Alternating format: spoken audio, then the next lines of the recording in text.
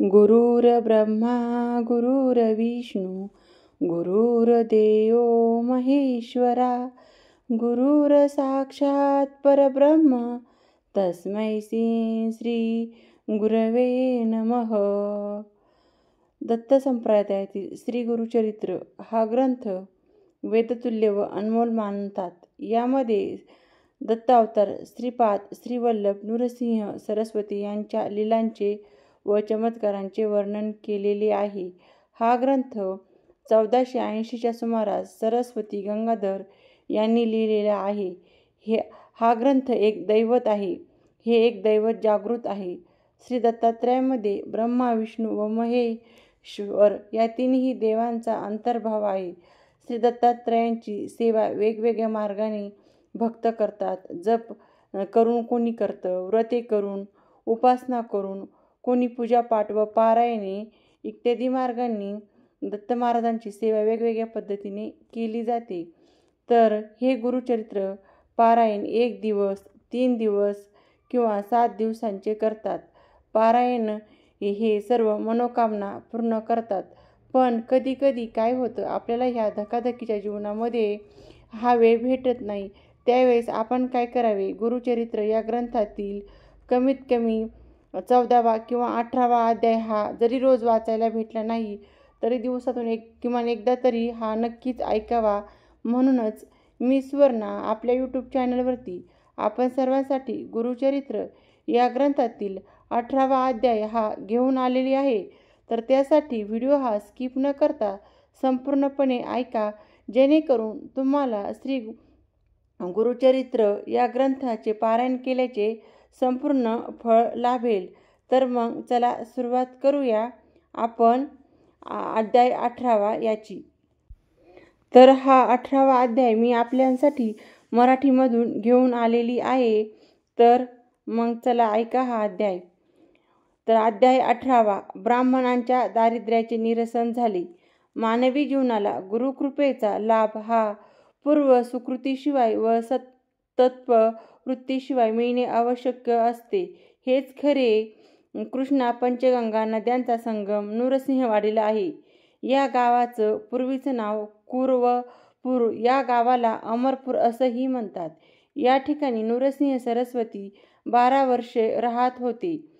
नंतर या गावाला नरसोबाची वाडी हे नाव रूढ झालं व आता तेच सर्वमुखी राहिलेलं आहे. या गावी अमरेश्वर या नावाचे शंकराचे एक जागृत देवस्थान आहे. तेथील अनेक लोक नित्यनेमानं या देवळात जातात व दर्शन घेतात. श्री नृसिंह सरस्वती रोज दुपारी गावात ठराविक घरी जात असत. भिक्षा मागत असत. मिळणारा प्रसाद खाऊन त्यांची सोय उत्तम चालू होती. कुठल्याही आवडीनिवडीची त्यांना मुळीच खोड नव्हती. एक दिवस ते एका गरीब ब्राह्मणाच्या घरी भर दुपारच्या वेळी भिक्षा मागायला गेले होते. बाहेर आरोळी ऐकताच तो गरीब ब्राह्मण घरातून बाहेर आला. स्वामींनी त्याने भक्तिभावाने नमस्कार केला. घरात जाऊन पत्नीने तयार केलेली भाजी भाकरी आणली. ती स्वामींना त्यांनी दिली. एखाद्या दिवशी पुरेशी भिक्षा मिळाली नाही तर तो ब्राह्मण घरी असलेल्या घेवड्याच्या वेलावरील शेंगा काढी.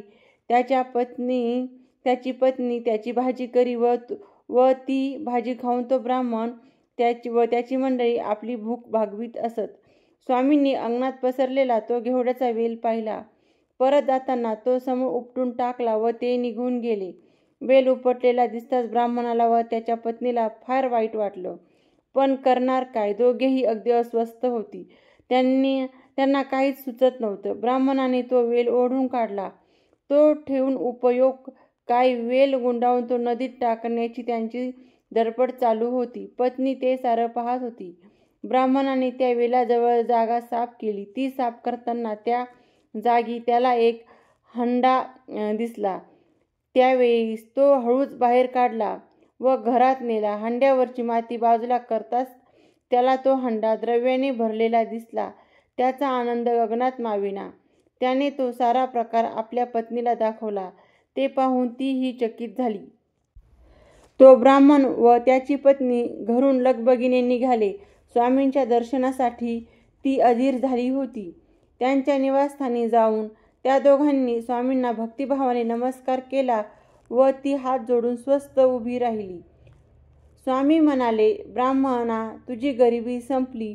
तुम्ही सर्वांनी सुखानं संसार करा व आनंदानं राहा. मी तुमच्या भक्तीवर प्रसन्न झालो आहे. त्यानंतर दोघं घरी आले, जेवण केलं व ती स्वामींची आठवण करीत विश्रांती घेत पडली. मिळालेल्या द्रव्यानं त्यांची परिस्थिती खूपच सुधारली.